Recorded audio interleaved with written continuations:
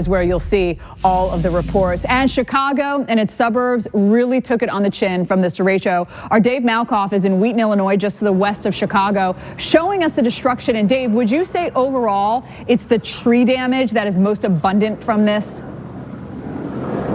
Well, maybe in other areas, but here it's damage to buildings. What you're looking at, Stephanie, is the elevator shaft that came off of that building right there. It's a 20-story apartment building. There's actually two of them right here, right next to each other. So when the derecho came through and tore off the top of the elevator shaft and then took all this roofing material and threw it into this restaurant, which is closed yesterday, fortunately, it actually opened up that elevator shaft and water was pouring down two of those elevators. So think of that. Two of the three elevators in a large building are out of order today. And so all those people inside that building have to find a long way to get downstairs. Some of those people are disabled.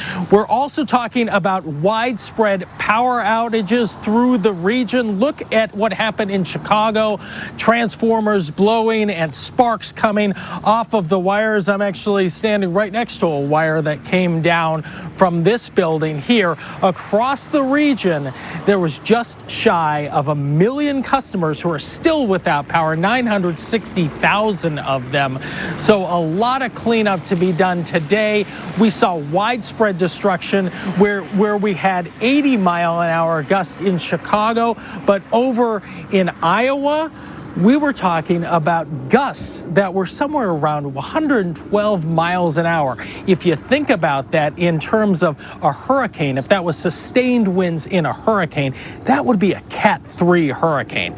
So derechos like this, you guys, are kind of like the greatest hits of what a atmosphere can dole out in terms of destruction. So you've got hurricane force winds, you've got tornado type damage, you've got stuff that you would see from a severe thunderstorm, Jim, and today they have to clean up all this, and these giant buildings are without their elevators today, so a lot of people waking up with a lot of problems in the Midwest. So when you think about the scale of a tornado versus a derecho, thank you, David, for that report.